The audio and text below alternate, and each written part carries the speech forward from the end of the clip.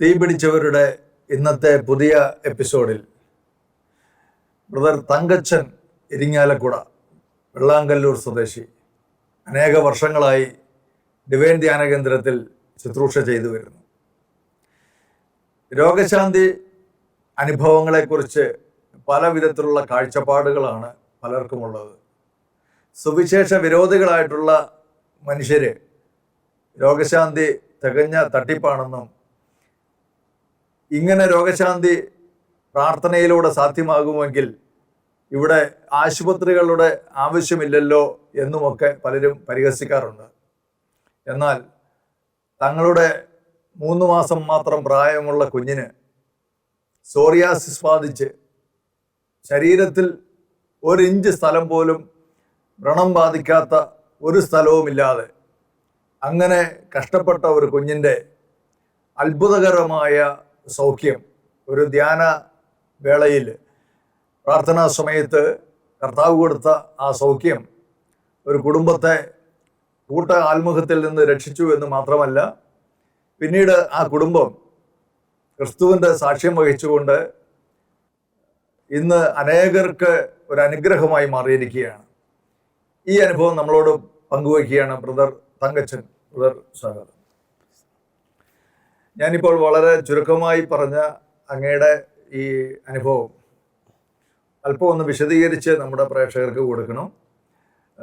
എന്തായിരുന്നു അങ്ങയുടെ ഈ ധ്യാനാനുഭവത്തിലേക്ക് കടന്നു വരാനുള്ള പ്രചോദനം? കുഞ്ഞിനെ 4ാമത്തെ വർഷം മെഡിക്കൽ സയൻസ് ഉപേക്ഷിക്കുക. 4ാമത്തെ വർഷം എന്നതുകൊണ്ട് ഉദ്ദേശിക്കുന്നത് അതായത് ജന്മനാ 3ാമത്തെ മാസം തുടങ്ങിയ രോഗമാണ്. 4 വർഷം ട്രീറ്റ്മെന്റിലായിരുന്നു. അത് ആയുർവേദം, അലോപ്പതി, ഹോമിയോപ്പതി, സിദ്ധവൈദ്യം എല്ലാം ചെയ്തു. കേരളത്തിൽ നമുക്ക് എന്തെല്ലാം ചെയ്യാൻ പറ്റും? ശരീരം മുഴുവൻ പൊട്ടി വലിക്കുകയാണ്. വിണ്ട് കീറി, നമ്മൾ പാടം വിണ്ട് കീറില്ലേ വേനൽക്കാലത്ത് എന്ന് പറഞ്ഞ പോലെ കഷ്ണം കഷ്ണമായിട്ട് വിണ്ട് കീറിയിട്ട് ആ ചാലുകളിലൂടെ പഴുപ്പും ചോരയും ഒഴുകിയായിരുന്നു.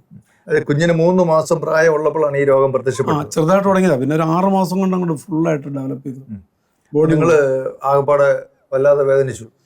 വല്ലാതെ വേദനിച്ചെന്ന് പറഞ്ഞു കഴിഞ്ഞാൽ രണ്ടാമത്തെ കുഞ്ഞായിരുന്നു. മൂത്ത കുട്ടിക്ക് കുഴപ്പമൊന്നുമില്ലായിരുന്നു. മൂത്ത കുട്ടിക്ക് കുഴപ്പമൊന്നും ഉണ്ടായിരുന്നില്ല. എന്നിട്ട് എന്താ ചെയ്തത് പിന്നീട്? ട്രീറ്റ്മെന്റ് എല്ലാം കൂടെ പരാജയപ്പെട്ടു. 4 വർഷം ട്രീറ്റ് ചെയ്തു. ജീവിതം അങ്ങോട്ട് വല്ലാണ്ട് പൊട്ടിപ്പൊടിഞ്ഞു. അനേക ആശുപത്രികളിൽ പോയി. കോട്ടയം മെഡിക്കൽ കോളേജ്, ട്രിവാൻഡ്രത്ത് വള്ളക്കടവ് എയർപോർട്ടിനടുത്തുള്ള ഹോസ്പിറ്റല്, കുട്ടികളുടെ ഹോസ്പിറ്റല്, ആലപ്പുഴ മെഡിക്കൽ കോളേജിലെ സ്കിന്നിൻ്റെ പ്രൊഫസർ, അടിമാലിയിൽ ഒരു ഭാസ്കരൻ ഡോക്ടർ, പയ്യന്നൂരിൽ താമസിക്കുന്ന ഒരു ഭാസ്കരൻ ഡോക്ടർ, അങ്ങനെ ആയുർവേദം, അലോപ്പതി, ഹോമിയോപ്പതി എല്ലാം പലതവണ റിപ്പീറ്റ് ചെയ്തു. ഒരാൾ ഉപേക്ഷിക്കുക. കാലത്തിൻ്റെ പുറമെ ഡോക്ടർ പറയും മറ്റൊന്നും ഞങ്ങൾക്ക് ചെയ്യാനില്ല, നീ കൊണ്ടുപോവുക. അപ്പം അവരെ വീട്ടിൽ കൊണ്ടുപോകാനാണ് പറഞ്ഞത്. അവർക്ക് അവരുടെ നിന്ന് കൊണ്ടുപോകുക. കാരണം അവിടെ നിന്നാൽ കൊച്ചു മരിച്ചാൽ അവർ ഉത്തരവാദിത്തം പറയണ്ടേ. അതിനുമ്പോൾ അവർ കൈ ഒഴുകുക. അപ്പം ഞങ്ങൾക്ക് പിന്നെ അടുത്ത സ്ഥലം അന്വേഷിക്കാണ്ടിരിക്കാൻ പറ്റത്തില്ല. അപ്പോൾ തൊട്ട് അടുത്ത് വേറെ ഏതെങ്കിലും ഹോസ്പിറ്റൽ ഉണ്ടെങ്കിൽ അങ്ങോട്ട് കൊണ്ടുപോവുക, അല്ലെങ്കിൽ ആരെങ്കിലും ഒരു അഭിപ്രായം പറഞ്ഞു കേട്ട് അങ്ങോട്ട് കൊണ്ടുപോവുക. അങ്ങനെ 4 വർഷം ആശുപത്രിയിൽ നിന്ന് ആശുപത്രി, അവിടെ നിന്ന് അടുത്ത ആശുപത്രി. ഇത് വലിയ ഭാരിച്ച സാമ്പത്തിക ബാധ്യത ഉണ്ടാക്കിയോ? എൻ്റെ കയ്യിൽ ഒരു പൈസ പോലും ഉണ്ടായിരുന്നു. സാധാരണ ഒരു ചെറിയ ബിസിനസ് ആയിരുന്നു എൻ്റെ ഉണ്ടായിരുന്നത്. എന്ത് ബിസിനസ് ആയിരുന്നു? ഈ കരി ഓയിൽ എടുത്തിട്ട് ഇങ്ങനെ ഒരു വർക്ക്ഷോപ്പിൽ നിന്ന് എടുത്തിട്ട് ഒരു കമ്പനിക്ക് കൊടുക്കുന്ന ഒരു പണിയായിരുന്നു. അതൊരു വലിയ വരുമാനമൊന്നും ഇല്ലായിരുന്നു. കഷ്ടിച്ചൊക്കെ ജീവിക്കാമായിരുന്നു. പക്ഷേ ഇതോടുകൂടി ഈ കൊച്ചിൻ്റെ പുറകെയുള്ള ഓട്ടത്തോടു കൂടി ഈ ബിസിനസ് റെഗുലറായിട്ട് ചെയ്യാൻ പറ്റില്ല. അത് റെഗുലറായിട്ട് നമ്മൾ ചെയ്തില്ലെങ്കിൽ അത് നമ്മുടെ കയ്യിൽ നിന്ന് വിട്ടുപോകും. മറ്റുള്ളവരുടെ കയ്യിലേക്ക് ബിസിനസ് പോയി. ജീവിതമാർഗ്ഗമൊന്നുമില്ല. പിന്നെ എന്തെങ്കിലും കഴിക്കണമെന്ന് വെച്ചാൽ ആരോടും ചോദിക്കും, 1000 അതിൽ ഭിക്ഷത ഉണ്ടെന്ന പോലെ അനുദിന കാര്യങ്ങൾക്കും ആശുപത്രി ചെലവിനും പൈസയ്ക്ക് വേണ്ടി മാത്രമാണ് ഞാൻ എൻ്റെ വീട്ടിലേക്കൊക്കെ ഒന്ന് വരിക. സാധാരണയൊക്കെ രോഗം വന്നു കഴിഞ്ഞാൽ ഒന്ന് വീട്ടിൽ കൊണ്ട് 1 മാസം റെസ്റ്റ് എടുക്കുക, മരുന്ന് കഴിച്ചു നോക്കുന്നൊക്കെയല്ലേ ഡോക്ടർമാർ പറയാം. ഇതങ്ങനെ മറ്റെവിടെ. ഇങ്ങനെയുള്ള സാഹചര്യത്തിൽ നമ്മുടെ പ്രതീക്ഷകളെല്ലാം നഷ്ടപ്പെട്ടു. 4ാമത്തെ വർഷം കോട്ടയം മെഡിക്കൽ കോളേജിൽ നിന്ന് അന്നത്തെ ആ സ്കിന്നിൻ്റെ പ്രൊഫസർ ഡോക്ടർ സദാനന്ദ് നായിക്കും, അദ്ദേഹത്തെ സംബന്ധിച്ച് പറഞ്ഞാൽ ഒരു 10-55 റിട്ടയർഡ് കാലഘട്ടമായി. അപ്പോൾ അയാൾ സ്കിന്നിൻ്റെ പ്രൊഫസറായിരുന്നല്ലോ. അത്രയും കാലഘട്ടത്തെ പരിചയം വെച്ച് പോലും ഈ കുഞ്ഞിനെ ഒന്നും ചെയ്യാൻ പറ്റില്ല. ആ ഡോക്ടർ എന്നോട് പറഞ്ഞ് മറ്റൊന്നും ചെയ്യാനില്ല തങ്കച്ച, ഇത് സോറിയാസിസാണ്, അത് ഇനി അമേരിക്ക പോയാലൊന്നും ഇനി മാറുമെന്ന് പറയാൻ പറ്റത്തില്ല, അതുകൊണ്ട് നീ ഇതിനെ സഹിച്ചോളുക, മറ്റൊന്നും ചെയ്യാനില്ല, എന്തും സംഭവിക്കാം.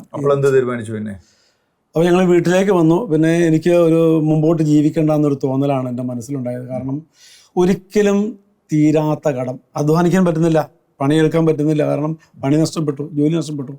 പിന്നെ അധ്വാനിച്ച് കടം വീട്ടണമെങ്കിൽ ലക്ഷക്കണക്കിന് കടവാണ്, അതെന്നെ കൊണ്ട് സാധ്യമല്ല. ഈ കൊച്ചിൻ്റെ രോഗം പോലെ ഞങ്ങളുടെ ബന്ധങ്ങളും സ്വന്തങ്ങളും എല്ലാവരും ഞങ്ങളിൽ നിന്ന് അകന്നു. പലരും വീട്ടിൽ വരാതെ ഞങ്ങൾക്കൊരു ഫംഗ്ഷന് പോകാൻ പോലും കഴിഞ്ഞിട്ടില്ല കാലഘട്ടത്തിൽ. കൊച്ചിനെ കൊണ്ട് പോകാൻ പറ്റില്ലല്ലോ, പിന്നെ ഞങ്ങൾ പോയില്ല. ഈ കൊച്ചിനെ കണ്ട ആരും ഭക്ഷണം പോലും കഴിക്കത്തില്ല, ആ അവസ്ഥയിലേക്ക് എത്തി.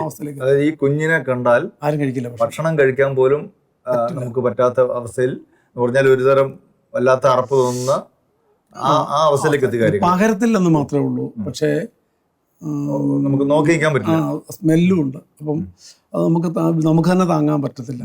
ഇതായിരുന്നു ശരീരത്തിൻ്റെ അവസ്ഥ. അങ്ങനെ എല്ലാവരും വെറുക്കപ്പെട്ടു എന്ന് പറയാം. സാധാരണ അങ്ങനെയല്ലല്ലോ, നമ്മളെ സ്നേഹിക്കാനും സഹായിക്കാനൊക്കെ ആയിട്ടില്ല നമ്മൾ ബന്ധങ്ങൾ സ്വന്തങ്ങളൊക്കെ പറഞ്ഞ് ആരും ഉണ്ടായില്ല.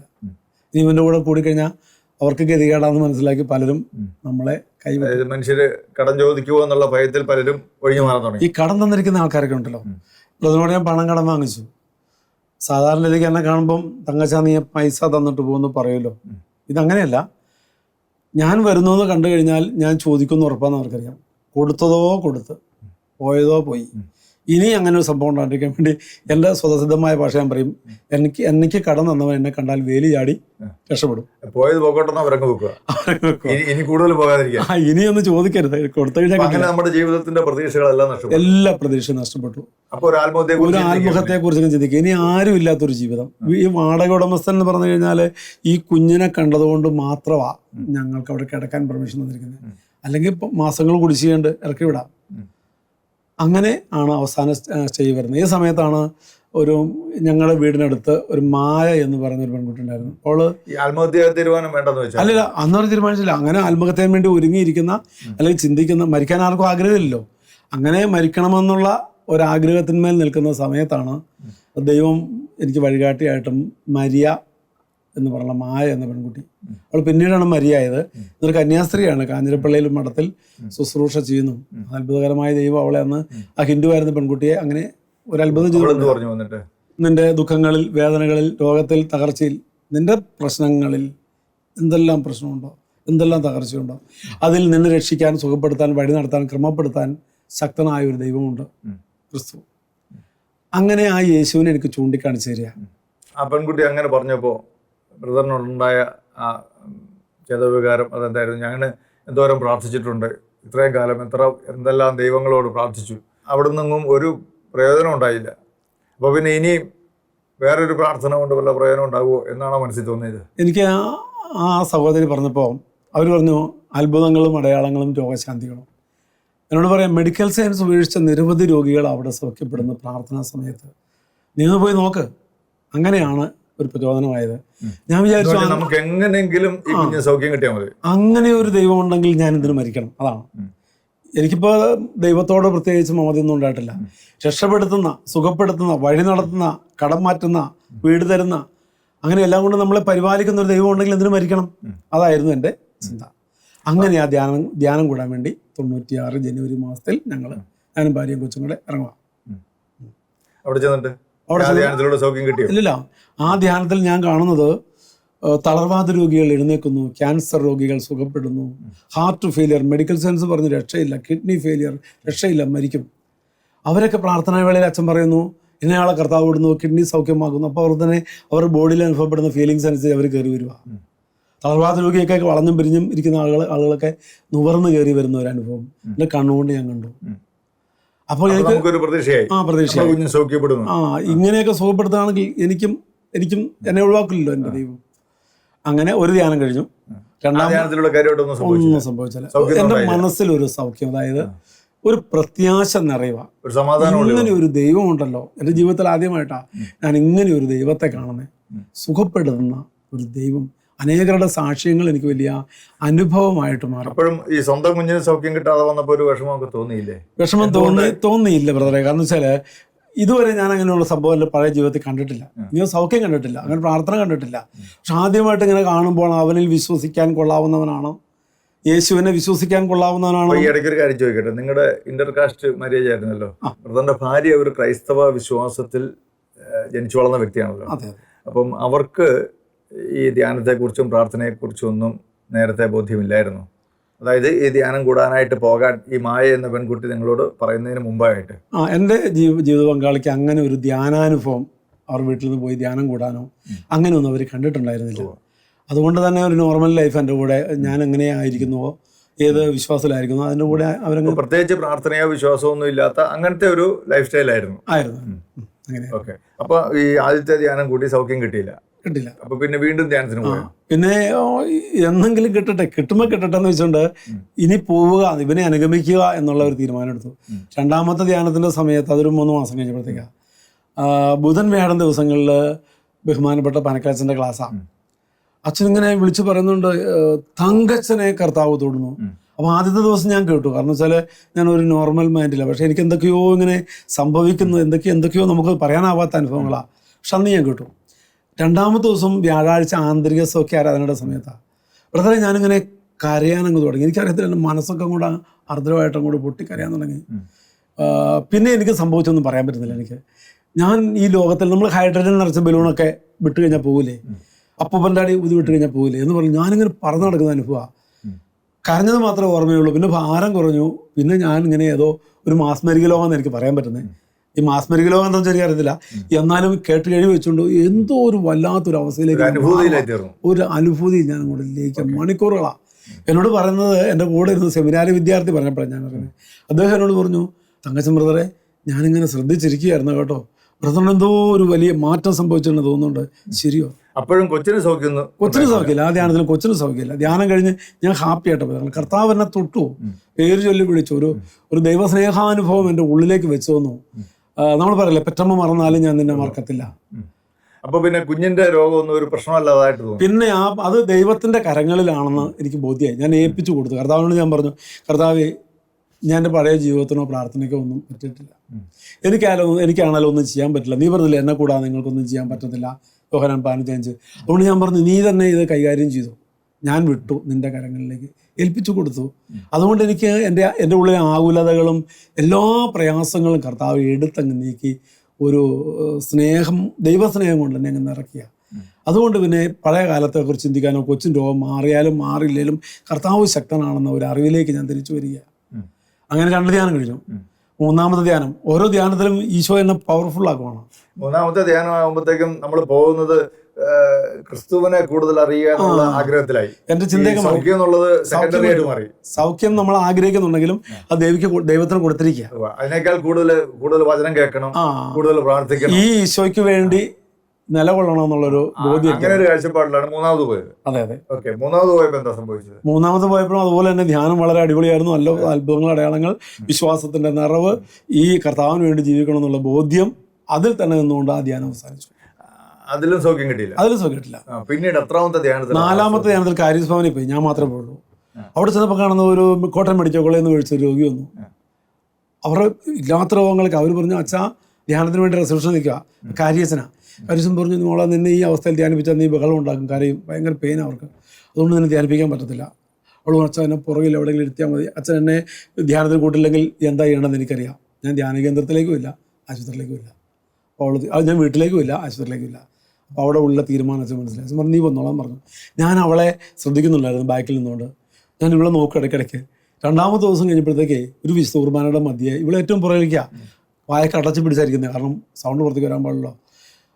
അങ്ങനെ 2-ാമത്തെ കുർബാന കഴിഞ്ഞ് ഞങ്ങൾ നോക്കുമ്പോൾ ഇവള് നടക്കാൻ പാടില്ലാതെ ചുമന്നുകൊണ്ട് വെച്ച പെണ്ണ് നേരെ വന്ന് കുർബാന സ്വീകരിക്കുക.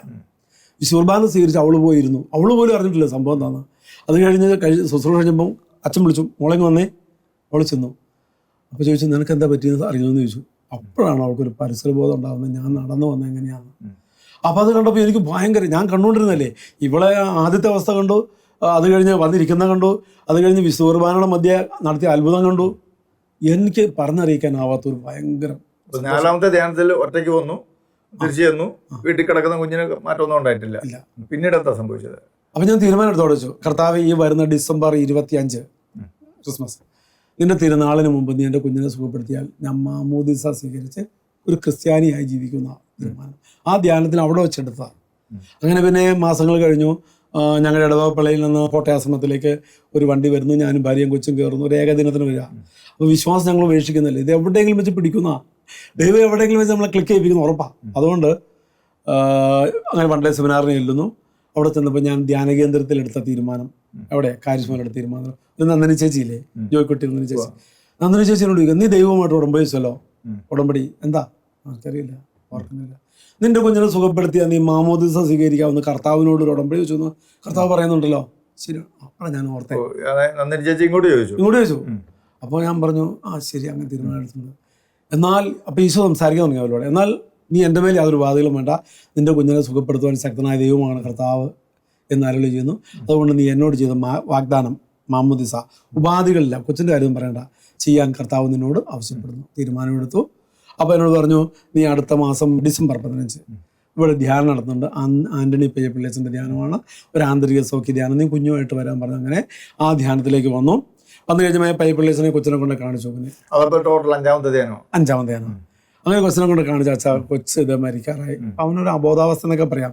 കണ്ണുകളൊക്കെ എന്താ പറയുക, കണ്ണൊന്നും അടയില്ല. കാരണം ഈ പൊരികമെല്ലാം ഇങ്ങനെ എന്താ പറയുക കട്ടി വെച്ചിട്ട് ഉറങ്ങിയാൽ പോലും കണ്ണ് തുറന്നിരിക്കത്തുള്ളൂ. കണ്ടാൽ പേടിച്ചു പോകും.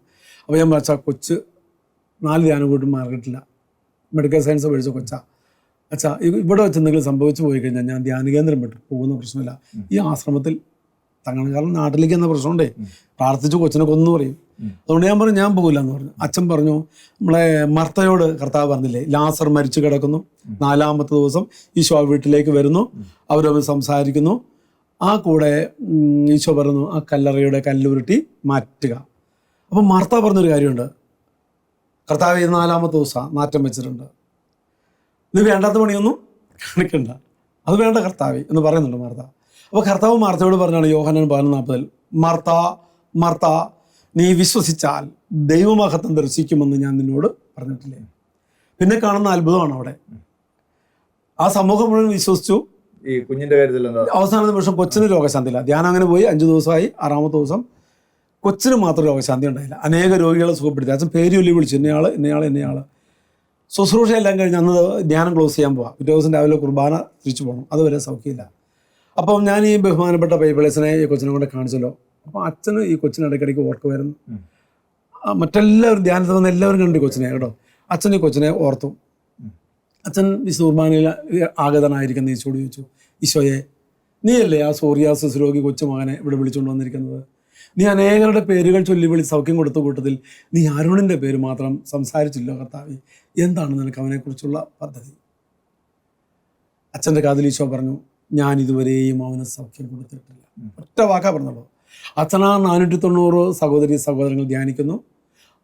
അവരോട് വിളിച്ചു പറഞ്ഞു, നിങ്ങൾ ഓരോരുത്തരും കണ്ടിട്ടില്ലേ, എല്ലാവരും കണ്ടു കൊച്ചിനെ ചീഞ്ഞഴുകിയ ബോഡി, നിങ്ങൾ ഓരോരുത്തരും കണ്ടിട്ടില്ലേ മരണാസന്നനായ കൊച്ചുമകൻ അരുണിനെ? നമ്മുടെ കർത്താവ് ഇതുവരെയും അവന് സൗഖ്യം കൊടുത്തിട്ടില്ല, എന്നാൽ അവിടത്തേക്ക് അസാധ്യമായിട്ടൊന്നുമില്ല, എഴുന്നേറ്റോളാൻ പറഞ്ഞു. പിന്നെ ഒരു സ്തുതിപ്പാ ബ്രദറെ, എന്താ പറയുക, ഭയങ്കര ആരവമായിരുന്നു. എല്ലാവരും സ്തുതിച്ച് അങ്ങോട്ട് കയറുക. കാരണം ആ ഇരിക്കുന്ന 490 പേരും ആന്തരിക സൗഖ്യം ലഭിച്ചു.